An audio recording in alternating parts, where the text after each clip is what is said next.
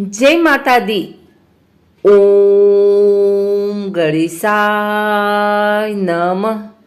गणेश जी महाराज और माता लक्ष्मी की एक बहुत सुंदर कहानी लेकर आई हूँ। उम्मीद करती हूँ कि आपको यह कहानी जरूर पसंद आएगी। अगर यह कहानी पसंद आई तो अगर आप लोग हमारे चैनल को सब्सक्राइब नहीं किए हैं तो सब्सक्राइब कर लें, बेल नोटिफिकेशन ऑल पर सेट कर लें। आइए सुनते हैं आज शुक्रवार के दिन भगवान गणेश और माँ लक्ष्मी की यह कहानी। एक समय की बात है, किसी नगर में एक ब्राह्मण और एक ब्राह्मणी रहती थी। दोनों ने घर के मंदिर में गणेश जी और लक्ष्मी जी की मूर्ति स्थापित कर रखी थी। ब्राह्मण प्रतिदिन उनकी सेवा पूजा करता था और ब्राह्मणी भोजन बनाती, उनको भोग लगाती थी। ब्राह्मण के घर बस एक ही कमी थी, वह दोनों आपस में छोटी छोटी बातों को लेकर झगड़ते थे। ब्राह्मणी भोजन बनाती तो ब्राह्मण को कहती भोग लगा दो। ब्राह्मण कहता तुम लगा दो, मैंने पूजा कर दी है।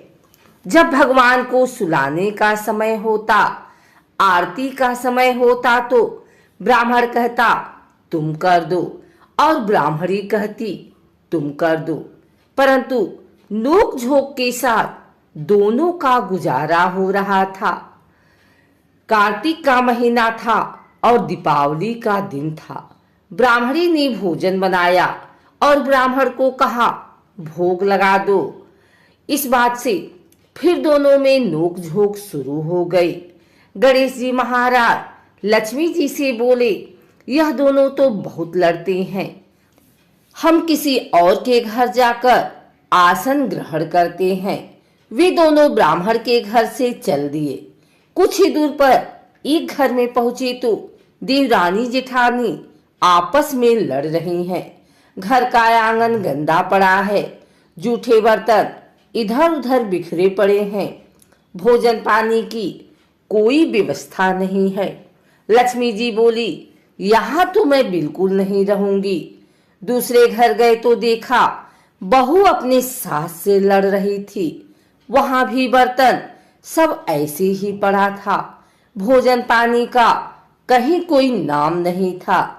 तीसरे घर गई, वहां ननद भाभी लड़ रही थी। चौथे घर गई, वहां भाई भाई आपस में लड़ रहे थे। जिसके भी घर में जाते कुछ न कुछ बुरा वहां उन्हें मिलता था। फिर लक्ष्मी जी बोली, गणेश जी घूमते घूमते बहुत समय बीत गया, कहीं भी भोजन पानी नहीं मिला, चलो ब्राह्मण के घर वापस चलते हैं। वे दोनों ब्राह्मण के घर पहुंचे। अंदर से पकवानों की खुशबू आ रही थी। द्वार खटखटाया। अंदर से ब्राह्मणी बोली, मैं नहीं खोलती द्वार, पहले तो तुम चले गए, अब क्यों आए हो? वे बोले, ब्राह्मणी अब नहीं जाएंगे। ब्राह्मणी बड़ी होशियार थी, बोली, मैं नहीं मानती कि अब दोबारा आप नहीं जाओगे, पहले मुझे वचन दो, तभी मैं द्वार खोलूंगी। लक्ष्मी जी बोली, मांग ब्राह्मणी, क्या मांगती है? तब ब्राह्मणी बोली, अन्न दो, धन दो, पूत पालना दो, सोने का अखाड़ दो, कुलाई बहू दो, हाथी घोड़े दो, लाभ लश्कर दो, 12 वर्ष की मेरी काया हो जाए, 12 वर्ष की मेरे ब्राह्मण की काया हो जाए, ऐसा वचन दो। लक्ष्मी जी बोली, जा ब्राह्मणी, तुझे यह सब प्राप्त होगा। ब्राह्मणी ने द्वार खोला। गणेश जी और लक्ष्मी जी ने अंदर प्रवेश किया और ब्राह्मणी से बोले, ब्राह्मणी तूने तो हमें ठग लिया, पर जा तुझे यह सब प्राप्त होगा। लेकिन एक बात याद रखना कि आज के दिन यानी दीपावली के रात को अपने आंगन में चौक पूर कर एक चौमुखी दिया सारी रात जलाना, मैं तेरी 7 पीढ़ियों तक विराजमान रहूंगी। ऐसा कहकर गणेश जी और लक्ष्मी जी ब्राह्मण के घर वापस विराजमान हो गए और उनकी कृपा से ब्राह्मण के घर सब सुख ही सुख हो गया। एक और कथा के अनुसार एक बूढ़ा ब्राह्मण था। वह रोज पीपल को जल से सींचता था। पीपल में से रोज एक लड़की निकलती और कहती, पिताजी मैं आपके साथ जाऊंगी।